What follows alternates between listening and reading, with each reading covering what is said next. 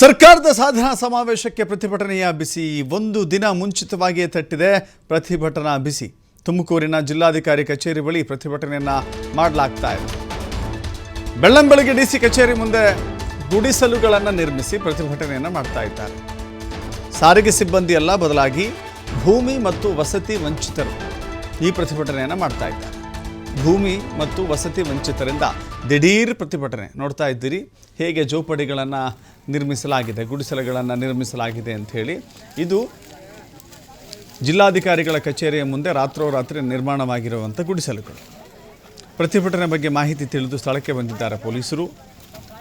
ಹೋರಾಟಗಾರರು ಹಾಗೂ ಪೊಲೀಸರ ನಡುವೆ ಮಾತಿನ ಚಕಮಕಿ ಸಂಭವಿಸಿದೆ. ಪ್ರತಿಭಟನಾಕಾರರನ್ನು ವಶಕ್ಕೆ ಪಡೆದಿದ್ದಾರೆ. ಬೆಳ್ಳಾವಿ ಠಾಣೆಯ ಮುಂಭಾಗದಲ್ಲೂ ಕೂಡ ಪ್ರತಿಭಟನೆ ಮುಂದುವರಿತಾ ಇದೆ. ಅವರ ಬೇಡಿಕೆ ಇಷ್ಟೇ, ಹಕ್ಕುಪತ್ರ ಕೊಡಿ, ಮನೆ ಕಟ್ಟಿಸಿ ಕೊಡಬೇಕಾಗಿತ್ತು, ಕೊಟ್ಟಿಲ್ಲ. ಹೀಗಾಗಿ ಈಗಲೂ ಕೂಡ ನಾವು ನಿರಾಶ್ರಿತರಾಗಿದ್ದೇವೆ, ವಸತಿ ರಹಿತರಾಗಿದ್ದೇವೆ, ಭೂ ರಹಿತರಾಗಿದ್ದೇವೆ, ನಮಗೊಂದು ಸೂರಿಲ್ಲ, ಅನೇಕ ವರ್ಷಗಳಿಂದಲೂ ಕೂಡ ಸೂರಿಲ್ಲದೆ ಜೀವನ ಮಾಡ್ತಾ ಇದ್ದೇವೆ. ಹೀಗಿರುವಾಗ ಯಾವ ಪುರುಷಾರ್ಥಕ್ಕೆ ಸಾಧನಾ ಸಮಾವೇಶ ಅಂತ ಕಿಡಿಕಾರಿದ್ದಾರೆ. ಯಾವ ಪುರುಷಾರ್ಥಕ್ಕೆ?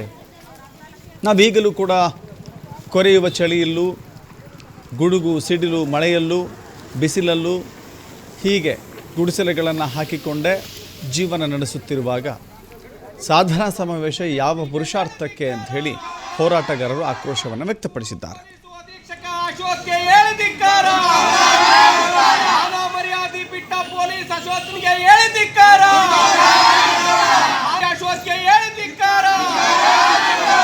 ತುಮಕೂರು ಜಿಲ್ಲಾ ಪೊಲೀಸ್ ಅಧೀಕ್ಷಕ ಎಸ್ಪಿಗೆ ಹೇಳಿದಿಕ್ಕಾರ. ತುಮಕೂರು ಪೊಲೀಸ್ ಅಧೀಕ್ಷಕ ಅಶೋಕ್ಗೆ